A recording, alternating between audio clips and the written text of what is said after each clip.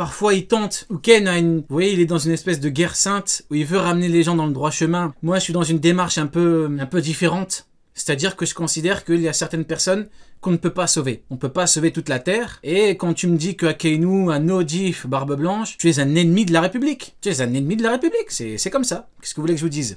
Nous nous basons à cette histoire, alors il est tout à fait possible qu'une guerre similaire ait pu se produire durant l'épopée de l'Ancien Royaume. C'est la guerre pro-Yonko contre pro-Amiro. Bien évidemment, un clan a gagné, un clan a perdu. Et mené à sa disparition. Comme l'a précisé Shaka, la technologie des Appelez-moi Palpatine, l'homme au cœur noir. existait déjà il y a de cela 900 ans. Et c'est de ces terres que provient le robot légendaire.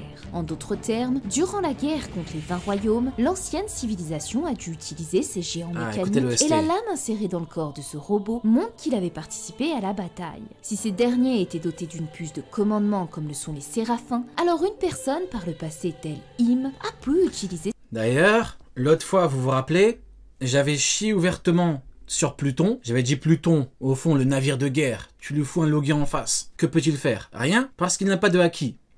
Bon, bah écoutez, aujourd'hui, c'est le tour de Poséidon. Parce que quand Charlos a voulu kidnapper Shiroshi, elle a crié. Pourquoi les dieux des mers ne sont pas venus? Quand c'est pour des petits hommes poissons, vous venez, bande de fraudes. Quand c'est pour des mecs un peu supérieurs, il n'y a plus personne. Bizarre, les dieux des mers. Va falloir ouvrir leur dossier un jour. Je note ça, mais c'est extrêmement louche. Les armes antiques, ça commence vraiment à puer, hein. Pluton, bizarre. Poséidon, bizarre. Il manque plus qu'Uranus. On attend de voir. Ces machines comme des armes et les retourner contre leur créateur, l'ancien royaume. Ce qui expliquerait comment un pays si avancé technologiquement a pu être annihilé. Leurs propres créations se sont retournées contre eux. Et pour preuve, Cuttiflam et ses Battle Frankie en sont l'exemple parfait. Même si leur créateur ne les avait pas construites comme des armes, il n'en restait pas moins des machines capables de tuer. Un scénario qui se répète parfaitement aujourd'hui avec les Mads et plus particulièrement... Ils vont venir les dieux des mers, Akainu il va chauffer l'eau. Il y aura plein de bouffe pour les Tenryubito. C'est pour ça qu'ils ne viennent pas. Que voulez-vous qu'ils fassent contre les très grands amiraux niveau Yonko? Je vous rappelle que Akainu a Nodif, Barbe Blanche. Que voulez-vous qu'ils fassent? Rien du tout. C'est comme ça, hein. Avec Vegapunk. Ce pacifiste qui voulait mettre à profit sa science au service de la paix a finalement créé des armes destructrices en les laissant aux mains de personnes mal intentionnées. Mais comme vous devriez le savoir, la vie est un éternel... Il a dit, Dragon, je suis désolé Dragon, il a dit à Vegapunk, les mecs qui travaillent pour le GM, vous êtes des petits toutous du GM. Donc, les pro-amiraux, n'oubliez pas une chose, n'oubliez jamais que vous défendez des toutous de Tenryubito. Vous défendez des serpillères de Tenryubito. Il a dit quoi, Aramaki, que vous défendez? Il a dit quoi? Aramaki il a dit les dieux sur terre, c'est Tenryubito. Aramaki est factuellement une serpillière des Tenryubito. Et vous, vous êtes factuellement des serpillères, vous savez de qui? C'est comme ça, les gars. Commencement. Et c'est pour... Vous imaginez quelle vie tu dois mener?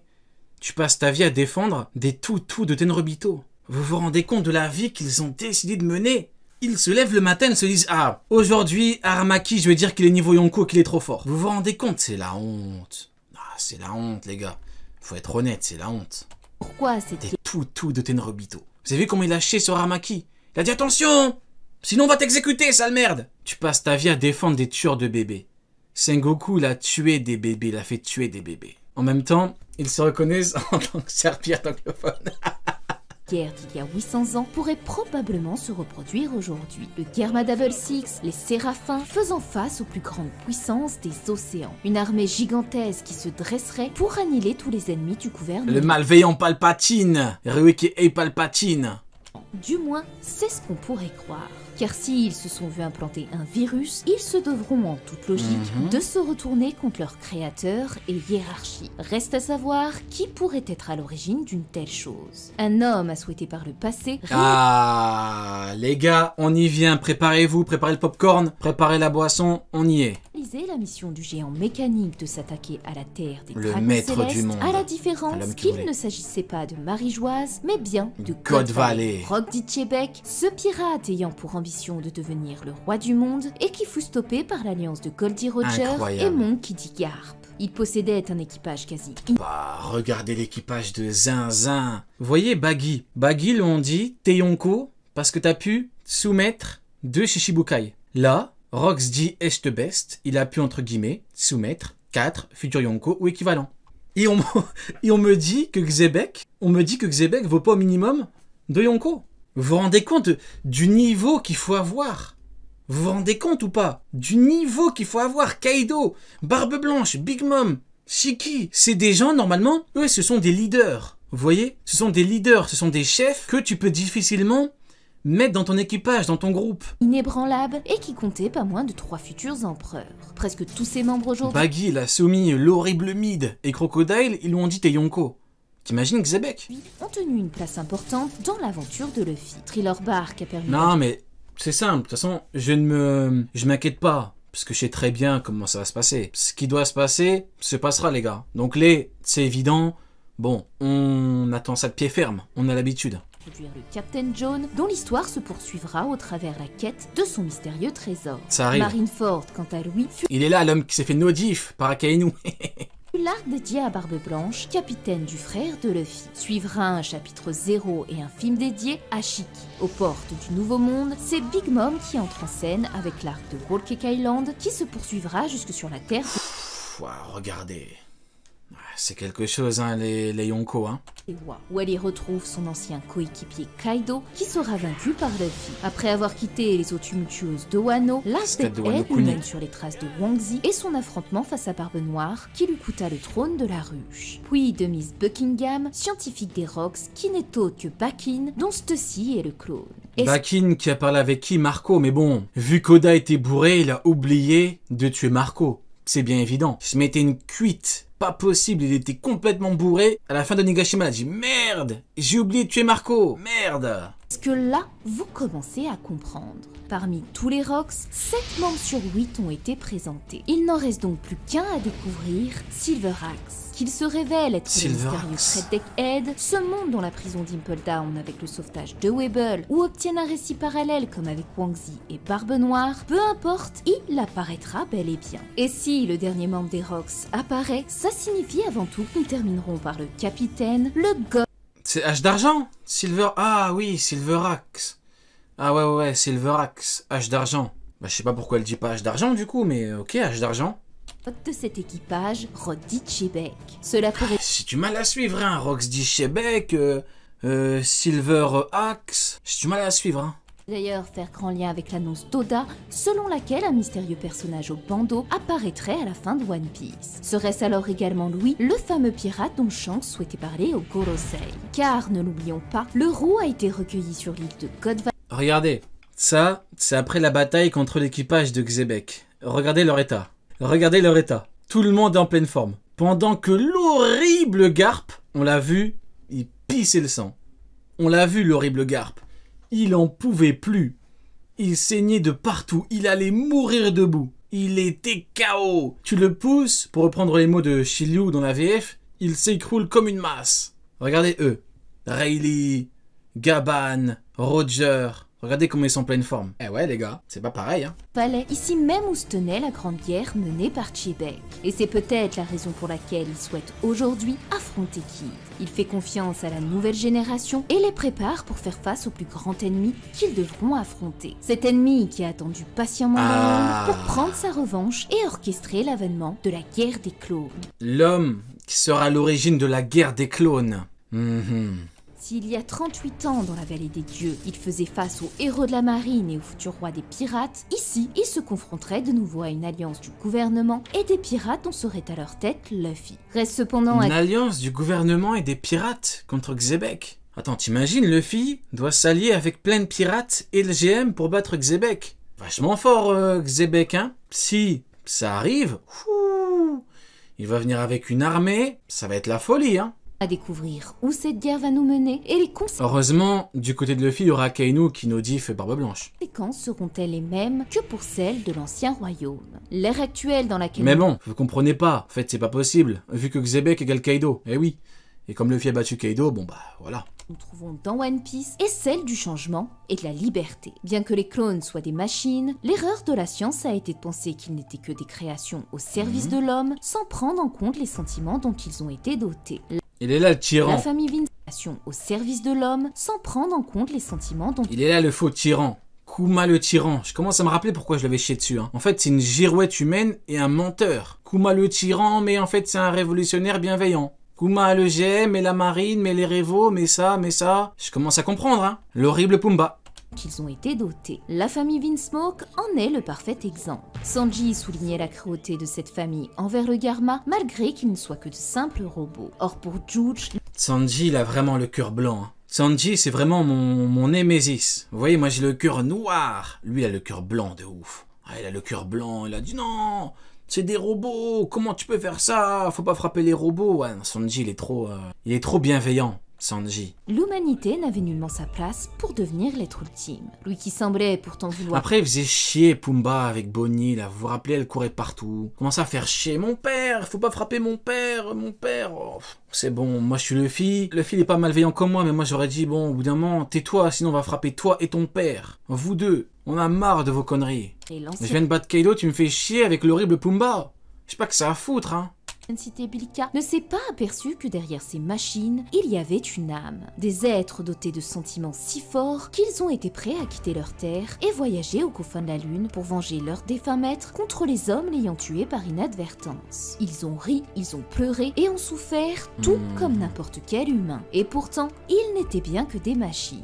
Tout comme son confrère Vegapunk, les Séraphins... Donc Rio t'aurait tabassé une femme. Ah, quand c'est Zoro qui veut tabasser des femmes, tu dis rien. Mais moi, quand j'ai le malheur de répondre à une attaque, à une provocation, ah, Rio, il est mauvais, il est méchant. Bizarre.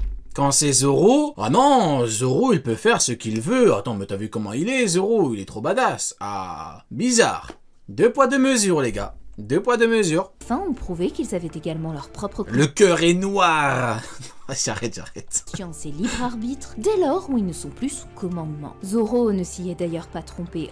Maintenant que je te vois de plus près, t'es un peu plus humain que lui. Regardez, les gouttes de sueur, elles sont là. Vous vous rappelez de la polémique quand ce foutu anglophone avait supprimé les gouttes de sueur? C'est la folie, hein. Ouais. D'ailleurs, Rin Okumura, là aujourd'hui tu es plutôt Pin Okumura. T'es comme Pin Zoro. T'es une fraude. Quand c'est pour Zoro, il peut faire ce qu'il veut. Mais quand c'est pour moi, ah non, Rio... T'es comme Palpatine, t'as le cœur noir, hein? Pin Okumura, comme Pin Zoro. Mais du coup, vous vous rappelez de ces gouttes de sueur? Il les avait effacés. La folie, hein? Eh oui. En notant une part d'humanité en Mini Mihawk ou Mini Boa qui se voyait gêné et attendri par les mots de Jinbei. Ça me fume. T'es un peu plus humain que lui. Si on prend le truc littéralement, tu dis « Ah, donc il est plus humain que Mihawk qui doit avoir le cœur noir et tout. » Alors là, quand tu regardes un petit peu Mihawk, il a pris Zoro sous son aile, il a accueilli Perona, il a dit à Perona « Attention, fais attention à toi », il a fait à manger à Perona. Alors là, si Mihawk a le cœur noir, le mien il est... Ou Mini Boa qui se voyait gêné et attendri par les mots de Jinbei. Quant à Stussy, le tout premier clone humain, elle s'est vue dotée d'émotions en regardant le mariage de Pudding. Là est le véritable but d'Oda à travers cette immense guerre qui va se jouer. C'est comme Mihawk quand il nous disait ouais en fait il est solitaire. En fait vous comprenez pas. Il pouvait devenir roi des pirates, mais en fait il est solitaire. Crocodile, un appel. La dernière fois que Crocodile a parlé à Mihawk, il lui avait chié dessus, il lui a dit je vais t'écraser. Le même Crocodile, il l'a appelé, il lui a dit viens avec moi, il a dit quoi? Oui. Il a dit oui. Il a pas dit oui, hein. Il a dit oui. Je vous l'ai dit, Mihawk, c'est pas qu'il est réellement solitaire, c'est que personne ne le calcule. La preuve, il est tout seul, Perona vient, ok. Zoro, ok. Crocodile, ok. Moi, je suis là pour dire les termes, je suis là pour dire la vérité. Si vous n'êtes pas d'accord, c'est que la vérité vous fait mal et tant pis pour vous. Mais ça, c'est une réalité. Comment tu m'expliques? Il est solitaire, il peut devenir roi des pirates, mais parce qu'il veut pas avoir d'amis et tout. Chaque personne qui le calcule, ça devient son ami. Bon, on fait comment, les gars? On fait comment? Perona, oui, viens, je te fais à manger, viens. Zoro, vas-y, je vais t'entraîner. Tu veux me tuer, mais je vais quand même t'entraîner. Crocodile, tu m'as chié dessus sur Marineford, t'as prouvé que j'étais une fraude, pas grave, je viens avec toi. Et maintenant, il fait quoi? Il lui donne des conseils. Les termes, hein. Mais bon, faut au moins un petit peu s'intéresser aux persos de Mihawk pour comprendre. J'ai l'impression que les pro-Mihawk ne s'intéressent même pas à leur perso préféré. Ils le défendent, mais ils ne connaissent même pas le perso. C'est de la folie furieuse. Ils ne connaissent même pas ses actions. Pourtant, il n'a pas mis le truc, hein. Face à la science, à ses Mais bon, il a le cœur noir, faut le comprendre. Et à ses échecs. Une véritable guerre se joue pour déterminer si la science peut et est en droit de dépasser ce que les croyants appellent Dieu. Ninji le dit, les scientifiques sont parvenus à créer ce que l'on pensait que seul Dieu pouvait faire auparavant. Non loin de là, sur la Terre Sainte. Après, il n'y a pas grand chose à connaître, oui, mais paradoxalement, les promides ne le connaissent pas. Marie-Joise, les hommes veulent être appelés les dieux. L'un de ces dragons célestes, Don Quichotte Doflamingo, cherche à déjouer la nature. C'est pas Pinokumura, c'est Pinar Okumura. L'homme qui est bourré, comme Oda selon Louis, au pinard. Humaine en obtenant l'immortalité, brisant ainsi le Pinar Okumura. cycle de Ah, quand c'est pour Zoro, il fait ce qu'il veut, hein. Ah, quand c'est pour moi, non, Rio, t'as le cœur noir. Toi, t'as pas le droit. Hein? Bizarre, hein? Bizarre, Pinard. Bizarre, hein? la vie et de la mort. Dans les cieux, l'un des premiers rois de Skypiea portait pour simple nom Dieu. L'homme ivre. Kenner lorsqu'il prit le pouvoir sur la terre des nuages. Et comme si tout ça ne suffisait pas, l'homme veut désormais bouleverser les lois de la nature en recréant une nouvelle humanité faite de Toi, tu veux tabasser une femme gratuitement. Mais quel menteur. Oh. Cet homme est ivre. Pointez-le du doigt. Cet homme est ivre. Regardez-le, c'est Pinar Okumura. Il est ivre. En public. Je suis à 2 doigts de décréter que t'es un ennemi de la République, frérot. Hein. Attention, je suis à 2 doigts de le décréter, hein, officiellement. Si je signe le papier, t'es un ennemi de la République. Hein. Comme WC. Attention. chair, tout en étant des Regardez, cet homme est ivre. et de sentiments, ne devant non plus que de simples machines. Nous y venons. Cette grande bataille du ciel, capable de faire trembler la terre. Finalement, tout ce qu'aura apporté cette partie scientifique ne sera que des guerres incessantes. Des cieux jusqu'à la terre, jusqu'au fin fond des océans. Mais la vraie question est finalement, ce monde en a-t-il réellement besoin? Remplacer Ce monde, en a-t-il réellement besoin? l'homme par des machines dénuées de sentiments et de libre arbitre, cette liberté qui est le propre du rêve du roi des pirates. Ne serait-ce pas là le véritable fléau qu'engendrerait l'industrie et ce pourquoi Kuma se bat aujourd'hui? Comprendre alors qu'aucun de ces scientifiques, aucun de ces prétendument êtres célestes ou même Tenryubito n'est finalement Dieu ou ce que nomment les non-croyants l'ordre naturel des choses. Là est le dénouement qui se joue entre tous ces combats et celui de l'ancien royaume. La part sombre de l'histoire du siècle manquant et qui pourrait nous être révélée grâce au retour du plus terrible pirate que les mers aient connu, Roddy Chebek. Et voilà, cette vidéo est à présent terminée. Ouais, bon bah écoutez, j'aime bien. C'est plutôt pas mal. Bon, je pense honnêtement qu'elle va avoir un petit peu plus de Chebek. Malheureusement non, c'est dommage. Mais bon, c'est pas grave. Hein. En tout cas, je valide. C'est une bonne théorie. Le seul truc qui m'a un petit peu gâché la réact, c'est Pinar Okumura qui est bourré depuis tout à l'heure. Ouais, il m'a gâché la réact. Depuis tout à l'heure, il souffle partout. Tu pues le pinard. Arrête de souffler partout, Okumura. Pin. C'est Vasco Shot là aujourd'hui. C'est Vasco Shit. C'est pas Inokomura là, c'est Vasco Shit. Il a tout fait. Il a bu, il a fumé, il a tout fait. Pin là. Hein. Oh là là.